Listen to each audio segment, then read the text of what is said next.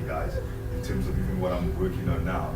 So let's definitely touch base next week. By then I'll also have a bit more of a structure and a plan around what I'm trying to do, and then we can dive straight into it. And you see here, I'm praying that this actually opens up the journey towards my festival in Zambia at the end of this year, where now everybody can come through. You see, that's also why I'm doing The model for modern education wasn't built for the information age. It was built for the industrial age. Of the province where I want to do my festival, also on board with the project. And being People who were able to use punctual, this international obedient, and capable of following instructions to the letter. powerful way. I think The model wasn't the library, it was the factory.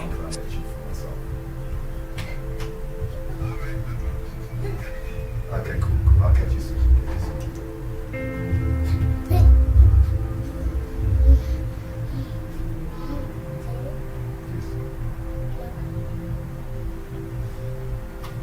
Have you come time to bath?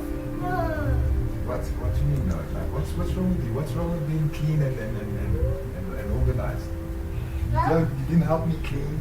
You don't want to bath. Yes, jumping around all the time.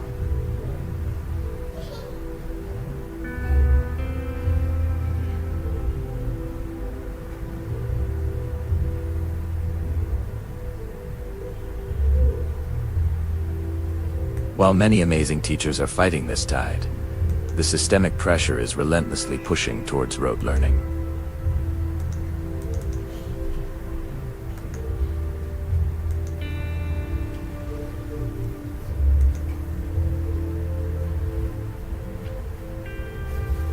We're so focused on teaching subjects that we've forgotten that our real job is to teach minds. Alongside our schools, another pillar of a thinking society has crumbled: the press.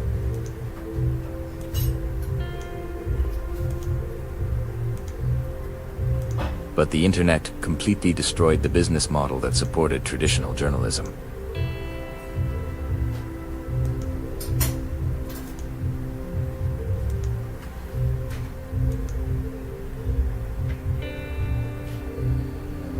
Outrage is cheap to produce and generates massive traffic. Nuance, context, and careful investigation are expensive and, frankly, don't perform as well. At the same time, the very idea of an editorial gatekeeper has been demolished.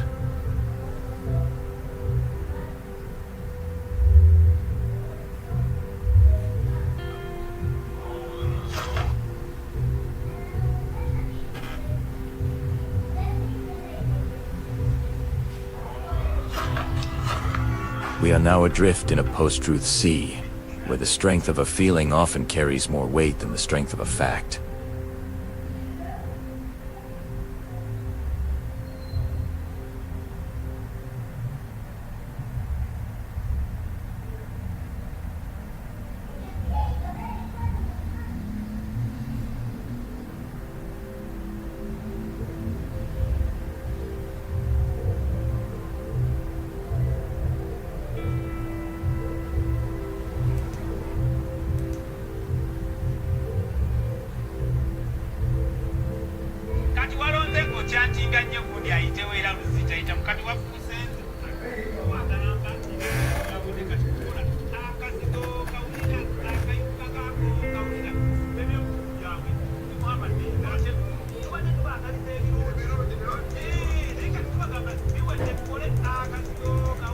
Have you ever felt like you're just going with the flow, accepting information without really questioning it? It's a strange feeling, right? Like you're on autopilot. Well, you're not alone. It seems like a lot of us are struggling to think critically these days. I've spent a lot of time digging into why that is.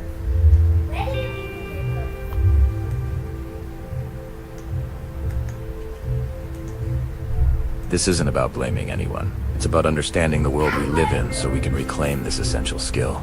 Stickweed may because the last reason is something we all do every single day, without even realizing its impact.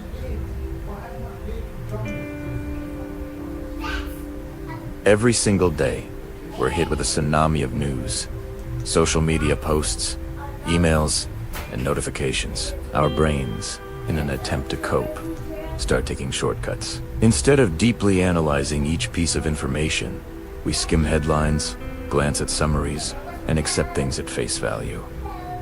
It's a survival mechanism. Think about your social media feed. You scroll past dozens, maybe hundreds of posts in a few minutes. How much of that do you actually process? This constant barrage makes it nearly impossible to pause and think deeply about any single topic. Reason number 2 is the echo chamber effect. Social media algorithms are designed to show us more of what we already like and agree with. It feels good, right? To have your beliefs validated. But this creates a comfortable bubble, an echo chamber where opposing viewpoints are filtered out. We end up in a world where everyone seems to agree with us.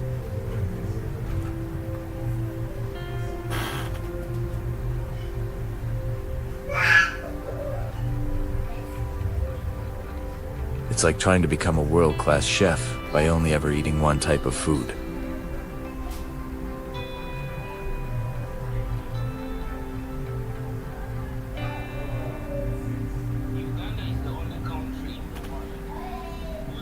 While many educational systems are shifting focus from memorization to problem solving, there's a broader societal trend.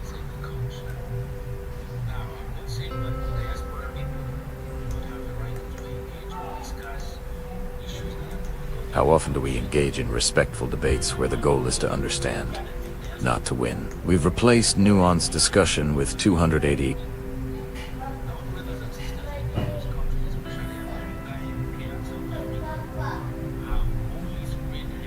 Next, reason number 4, the outsourcing of our memory. Why bother remembering facts when you can just Google it?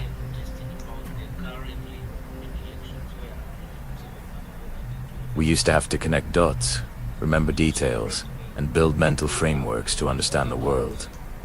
Now, we just look up the answer. This instant access to information discourages the mental work required for true understanding. We get the what without ever grappling with the how or the why.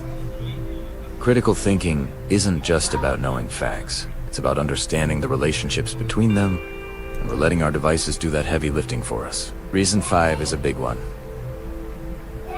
Emotional reasoning. We are emotional creatures. It's what makes us human. But when our feelings start to dictate our reality, critical thinking goes out the window. I feel like this is true, so it must be true. Sound familiar? This happens a lot, especially with topics we're passionate about. We get a gut feeling, an emotional reaction, and we let that override any evidence to the contrary. Marketers and politicians are masters at exploiting this. They don't appeal to your logic. They appeal to your fears, your hopes, your anger. Recognizing when your emotions are driving your conclusions is a huge step toward becoming a better critical thinker. In our hyper-connected, often judgmental world, being wrong can feel like a public failure. There's a huge pressure to have the right opinion, to be on the right side of history, instantly.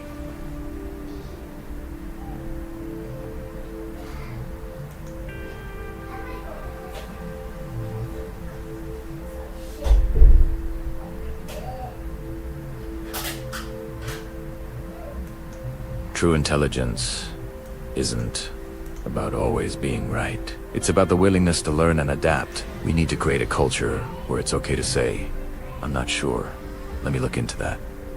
Reason number 7 is the rise of passive entertainment. Think about how much time we spend binge-watching shows or endlessly scrolling through short videos. This type of entertainment is designed to be easy to consume. It doesn't ask much of us. It doesn't challenge us to think, to question, or to analyze. It just asks us to watch. While there's nothing wrong with relaxing, an over-reliance on passive entertainment can condition our brains to prefer easy, spoon-fed content. When we're then faced with a complex problem that requires real mental effort, our brains resist.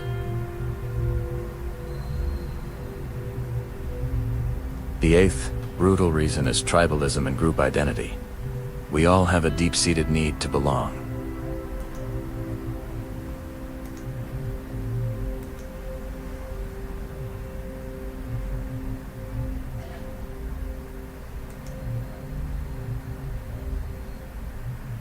The desire for harmony within the group leads us to suppress dissent and avoid critical evaluation of the group's beliefs.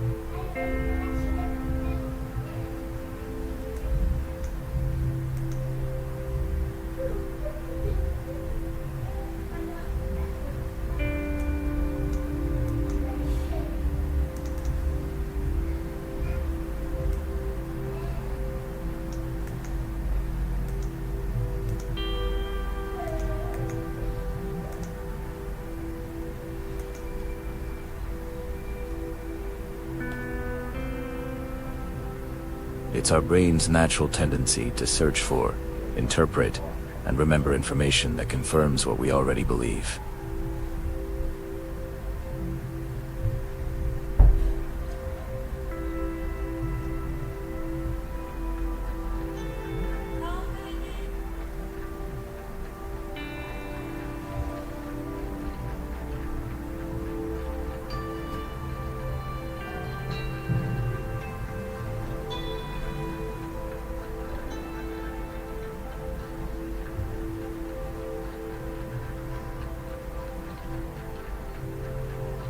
So, there you have it. 10 brutal reasons why critical thinking is on the decline. From the fire hose of information to our own psychological biases, the challenges are real.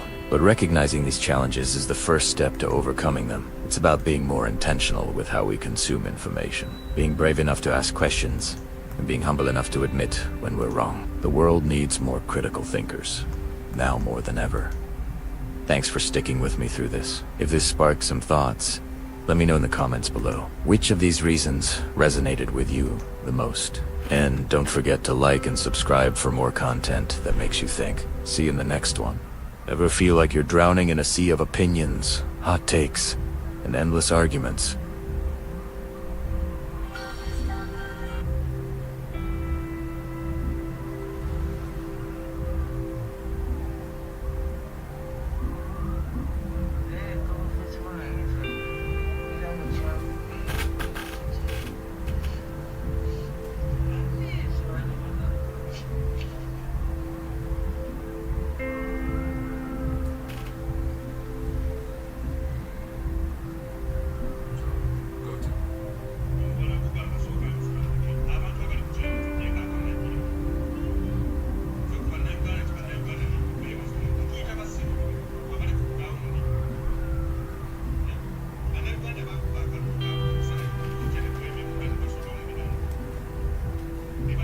Our brains are simply not wired to process this much data. So we skim, we react, and we move on.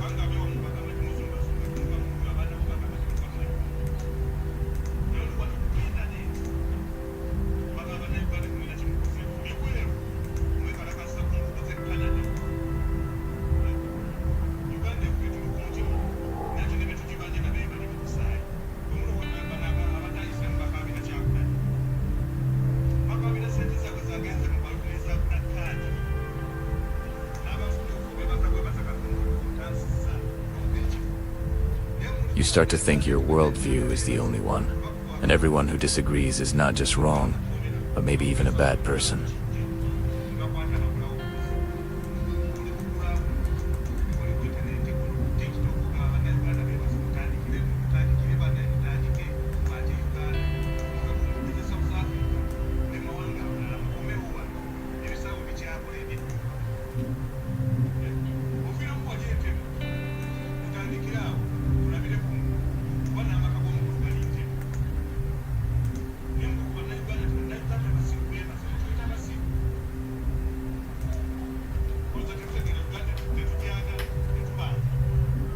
We want simple answers to complicated problems, and the world just doesn't work that way. This impatience is a major roadblock to thoughtful analysis.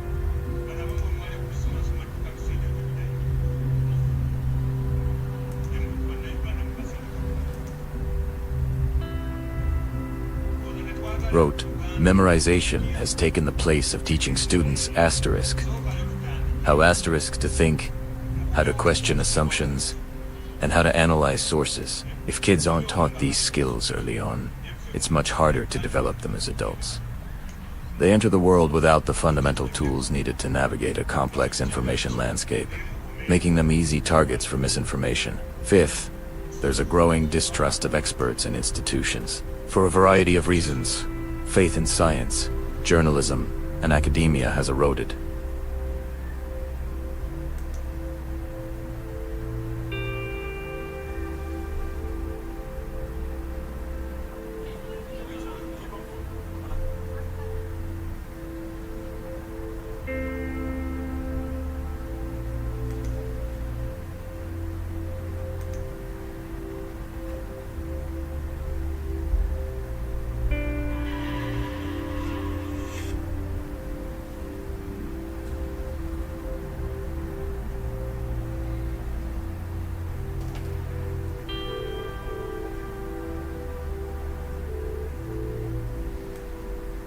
You react from the gut instead of from the head.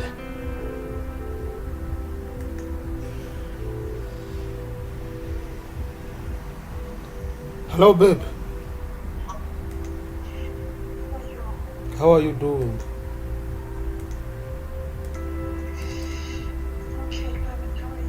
I'm good.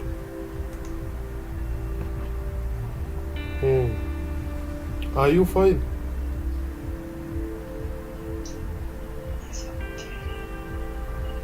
Really? Do you miss me? Oh.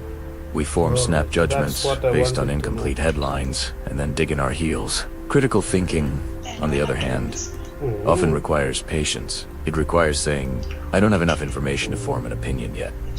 But in today's world, that kind of thoughtful hesitation is often seen as weakness. Eighth on our list is the comfort of conformity. Okay, bye. It's just easier to go along with the group. It was fine. It was fine.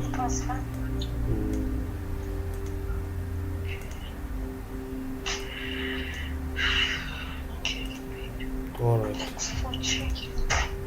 Bye.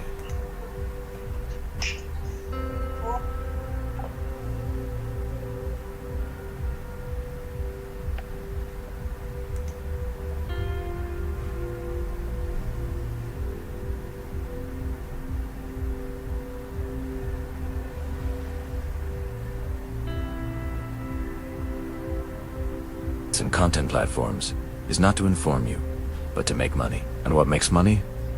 Clicks, views, and engagement.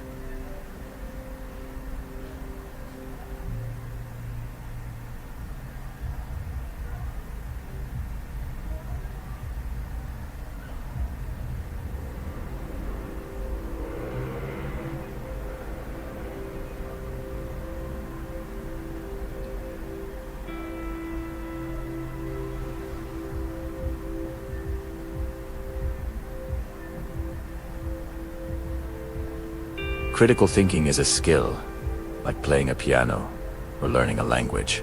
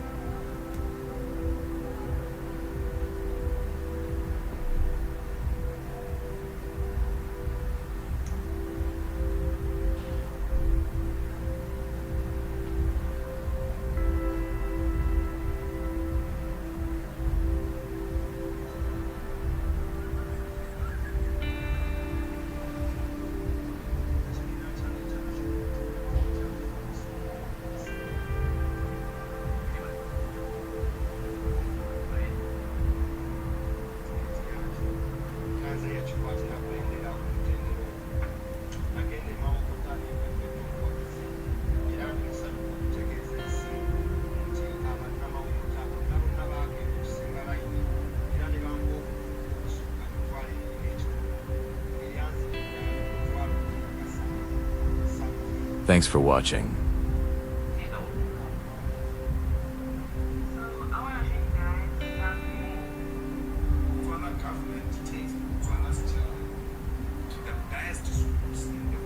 Welcome to the 21st century marketplace, but there's a catch. We are the product, and our attention, our most precious, finite resource, is the currency being relentlessly bought and sold. This is the attention economy. Its business model is deceptively simple. Gather as much human attention as possible in one place, and then sell access to that attention to the highest bidder. The problem is, our minds aren't naturally built to give away attention for free.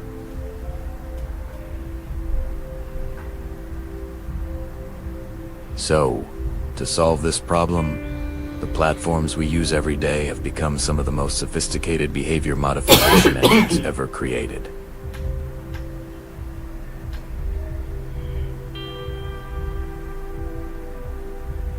Think about it. That pull to refresh feature on your favorite app. It's not just a convenient design.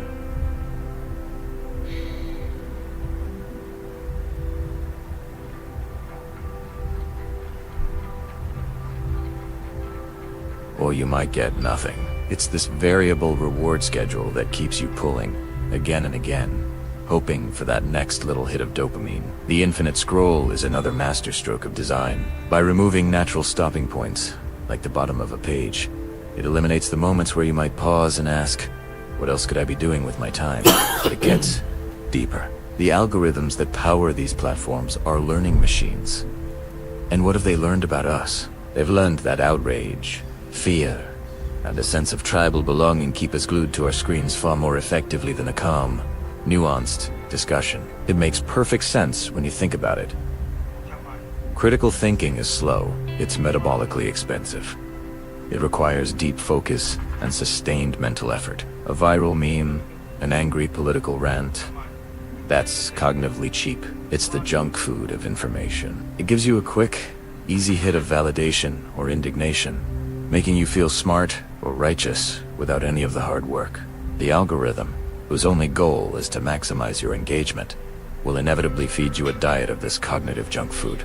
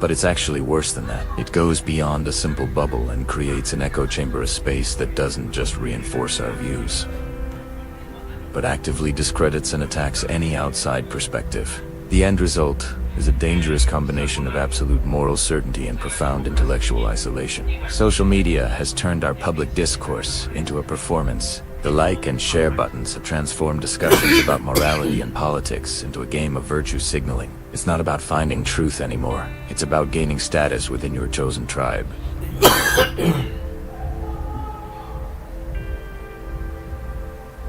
A thoughtful, balanced take is just too long for a tweet and doesn't generate the same fiery engagement as a declarative war cry.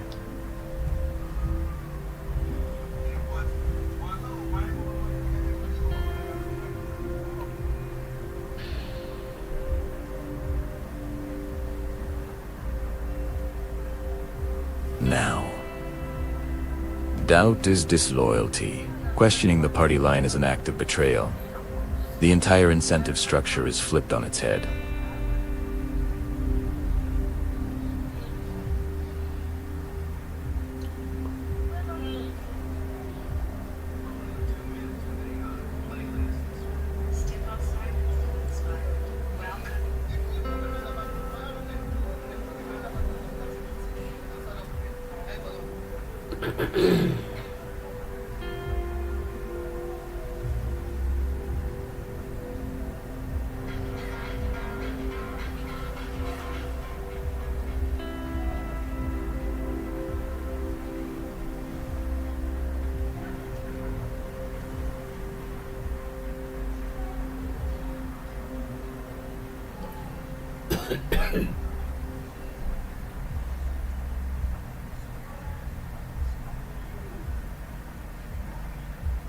The model for modern education wasn't built for the information age. It was built for the industrial age.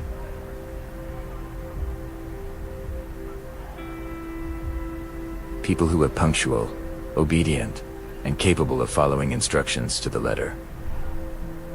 The model wasn't the library, it was the factory.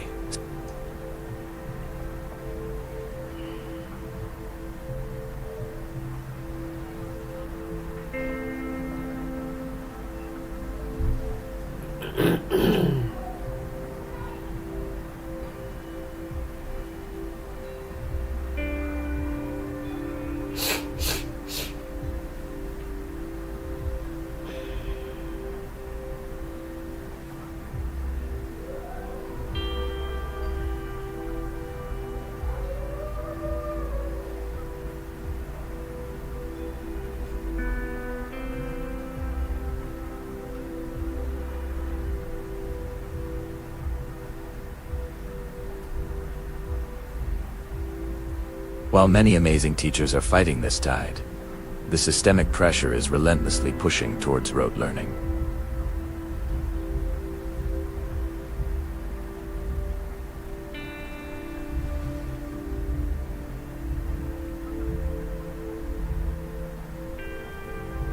We're so focused on teaching subjects that we've forgotten that our real job is to teach minds. Alongside our schools, another pillar of a thinking society has crumbled: the press.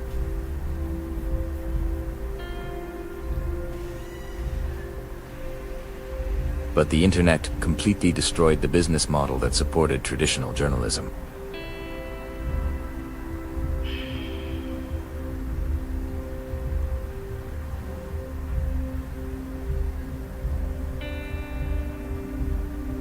Outrage is cheap to produce and generates massive traffic. Nuance, context, and careful investigation are expensive and, frankly, don't perform as well. At the same time, the very idea of an editorial gatekeeper has been demolished.